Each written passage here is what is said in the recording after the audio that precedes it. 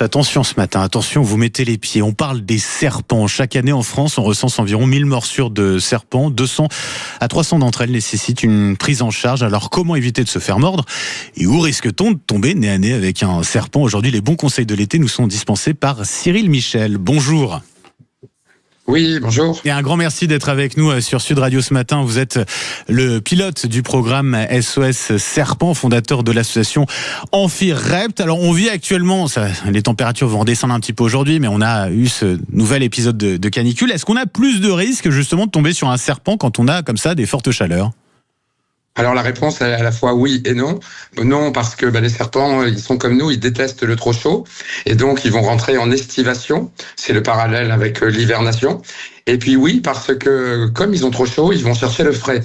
Et donc, où est-ce qu'ils vont chercher le frais? Notamment, ils vont s'approcher, essayer de rentrer dans nos garages, nos dépendances, nos bâtiments, pour se mettre à l'abri du trop chaud, exactement comme nous, on peut le faire. Et donc, on peut les rencontrer. Oui.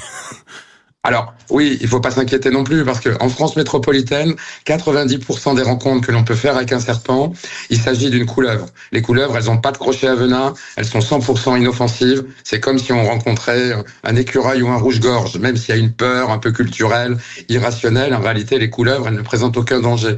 Le seul serpent qu'on a en France qui soit venimeux, qui peut présenter un danger, c'est la vipère. La vipère, elle a des crochets à venin. Mais aucune vipère n'attaque l'humain à partir du moment où on la laisse tranquille, qu'on lui met pas la main dessus, qu'on lui met pas le pied dessus, qu'on n'essaye pas de la saisir. Il cherche plutôt à nous fuir. Les couleuvres, d'ailleurs, elles mordent ou pas? Pas de venin, mais est-ce qu'elles mordent? Oui. Alors les couleuvres, tout serpent en fait, aucun serpent n'attaque l'humain. Par contre, tout serpent va chercher à se défendre lorsqu'il a peur. Et quand il nous voit, un serpent, il voit un prédateur. Il se dit oulala, danger. Surtout, on les a tellement exterminés pendant longtemps. Donc, ils vont soit en première intention chercher à déguerpir, se cacher, fuir. Et s'ils sont acculés, si on essaye de les saisir, si on les approche trop, là par contre, ils vont chercher à se défendre. Les couleuvres, elles ont des toutes petites dents. Si on se fait mordre par une couleuvre, il n'y a pas d'incidence. Si on se fait mordre par une vipère, par contre, il y a des crochets à venin. Et donc, même si il faut relativiser, parce qu'il n'y a pas eu de décès en France métropolitaine pour morsure de vipère depuis plus de 15 ans. Par contre, en cas de morsure de vipère, on appelle tout de suite le 15. On se fait transporter aux urgences et en milieu hospitalier, on s'est très bien traité aujourd'hui. Ça veut dire qu'on va donner un antivenin dans ces cas-là? Ouais. Alors, on commence par mettre les gens sous observation en général, parce que tout le monde n'est pas égaux, on est tous différents par rapport à la réaction qu'on peut faire. Le risque principal, c'est le choc allergique, le choc anaphylactique. Donc on met et puis une morsure sur 2 de vipère, en réalité, la vipère n'aura pas inoculé de venin. Donc à l'hôpital, ils mettent les gens sous observation. Si jamais il y a une réaction problématique, ils peuvent donner un tonique cardiaque, ils peuvent inoculer un sérum antivenin. Et dans tous les cas, aujourd'hui, on sait très bien prendre en charge. Par contre, avec une morsure de vipère, faut pas rigoler quand même, on appelle le 15. Oui, bien sûr. Ça, c'est le réflexe véritablement à avoir. On appelle le 15.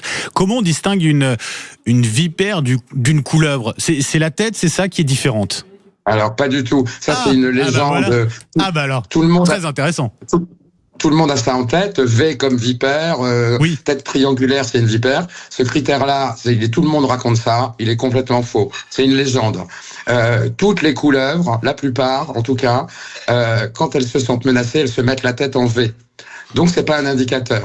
Les critères, ils sont plus subtils. Ils sont de l'ordre de 3 ou 4. Premièrement, c'est les yeux. Les pupilles ont...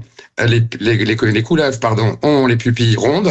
Les vipères ont la pupille verticale, un peu comme les yeux de chat. Ensuite, c'est la forme du corps. Une vipère adulte, c'est un peu comme un gros boudin. Et elle a une queue, elle est large, elle est trapue, elle a une queue qui se termine subitement. Une couleuvre, elle a une morphologie longue et effilée, elle a une queue longue et fine. On a aussi les écailles sur la tête. Les couleuvres ont toutes uniquement quelques grosses écailles qu'on appelle des plaques céphaliques, tandis que les vipères, elles ont des toutes petites écailles. Alors attention, évidemment, il faut s'approcher de l'animal, il faut être un peu spécialiste pour voir tout ça. Et il faut surtout recouper les 3 critères pour être certain de savoir à qui on a affaire. Il y a un 4e critère, c'est la taille, qui ne marche que sur les individus adultes. Les vipères sont des petits animaux, maximum 70-80 cm de long. Les couleuvres, elles peuvent atteindre 1,80 m pour certaines espèces. Donc dès lors qu'on voit un serpent qui fait 1 mètre de long, on a quasiment la certitude qu'il s'agit d'une couleuvre. Alors bien sûr, sur les bébés, les serpenteaux, ça marche pas parce qu'un bébé couleuvre, il est petit. Ouais. On a parlé des couleuvres, on a parlé des vipères, on n'a pas parlé des cobras. Cyril Michel, alors, le cobra oui, qu'on n'a pas retrouvé d'ailleurs du côté de Toulouse, pas très loin. Il y a ce risque-là quand même de serpents qui puissent s'échapper de leur vivarium. Oui, donc il y a ce cobra là qui a défrayé la chronique, qui a fait tous les médias. Bon, c'est quand même des cas assez rares. Hein. Il faut savoir que la détention de serpents venimeux exotiques en France aujourd'hui est hyper réglementée. Alors les gens sont pas si nombreux que ça. Alors évidemment, il peut y avoir des gens dessous des radars qui n'ont pas fait des déclarations, pas respecté la loi.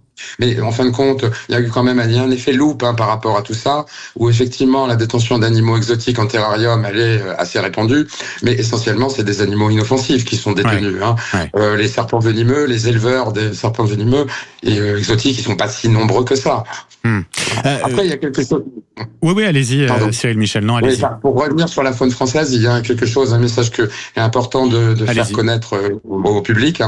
Il faut savoir que depuis 2021, l'intégralité des serpents de France sont intégralement protégés.